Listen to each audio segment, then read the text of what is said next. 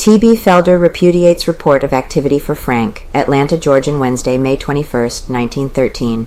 Stories that he was retained by prisoner's friends silly, he declares. Mystery piles up upon mystery in the Phagan case. Colonel Thomas B. Felder was asked Wednesday afternoon by the Georgian to reply to rumors circulating on the street, all making the general charge that he had been retained by friends of Leo Frank, prisoner in the Phagan case, and that his object in bringing the great detective William J. Burns here was not to aid the prosecution. Colonel Felder said, "Any stories to that effect are silly and ridiculous, if nothing worse. Anybody who knows me or Mr. Burns knows that we would not lend ourselves to any scheme to block justice. Mr. Burns, in hunting down a criminal, cannot be stopped. He could have made $1 million by listening to the importunities of friends of the McNamaras in the dynamiting cases, but he is above price, loath to discuss rumors." Mr. Felder said that he was loath to discuss the rumors on the street because he wanted to avoid injecting into the case any issues that might impede a speedy solution of the mystery. He stated also that he had never said he was retained by the family of the dead girl, but that a committee of citizens had been the moving spirits in getting him to take hold and using his influence to bring Burns's talents to bear on the case.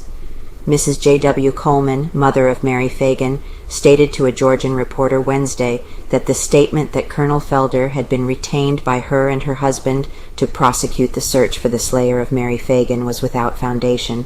Mrs. Coleman said that the first she heard of Colonel Felder taking up the case was when she read of it in a newspaper, "Saw Burns' man once." Neither any of the murdered girl's relatives nor the citizens of Bellwood got up the fund to aid in the employment of William J. Burns or his agent, or in retaining Felder. She stated further that she had seen the Burns agent only once, and then only for about 3 minutes.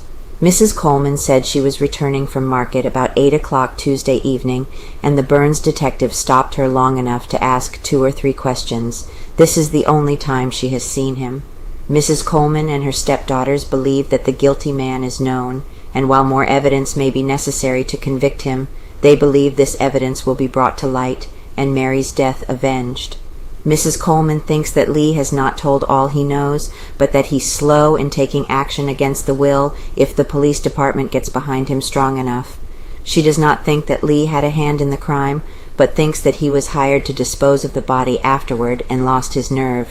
Elevator boy grilled. Severe grilling of Gordon Bailey, the elevator boy at the National Pencil Factory, and a citywide search for the possessor of the voice in the street, heard by Mrs. A. Smith, 198 West Peachtree Street, to declare Mary Phagan was seen at about 4 o'clock on the afternoon of her murder, inaugurated Wednesday morning's investigation of the Phagan case. Bailey, who at the time of the strangling was employed as janitor and sweeper in the factory, was cross-examined by city detectives. Bailey was in the building the greater part of the afternoon on the day of the tragedy. Despite the testimony that he has given many times previously, he has always been considered as what might be an important voice in Street Now Sought in Phagan case. Gordon Bailey, Negro elevator boy, also subjected again to close examination. Continued from page 1, link in the solution of the crime, that a final effort is being made to break down his former alibi before the cases of Frank and Lee are placed before the grand jury is evident. Case ready for grand jury. Solicitor Dorsey declared Wednesday morning that everything has been prepared to present the case Friday to that tribunal in a clear and concise form.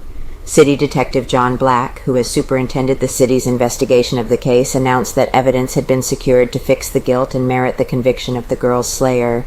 Despite these preparations, however, C.W. Tobey, the Burns operative, is making an exhaustive research into the case and blazing the trail to be followed by William J. Burns when the famous detective arrives in Atlanta.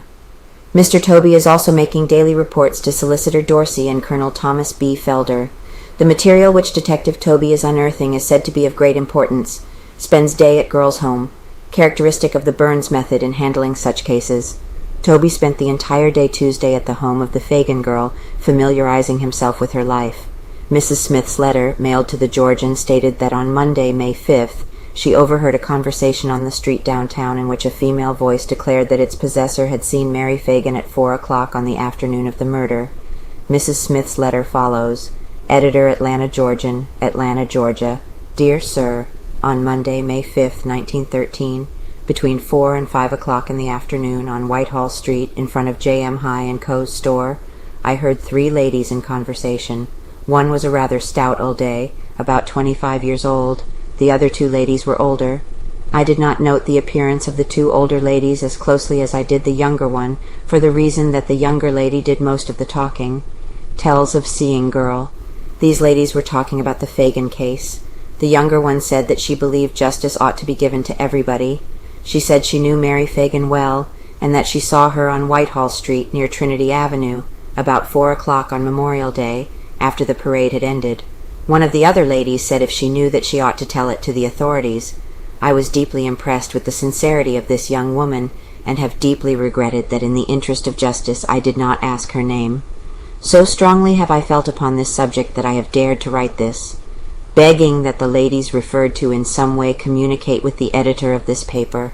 I suggest the editor because I believe that the editor would fairly treat the informant, and would see that the information given will be fairly used.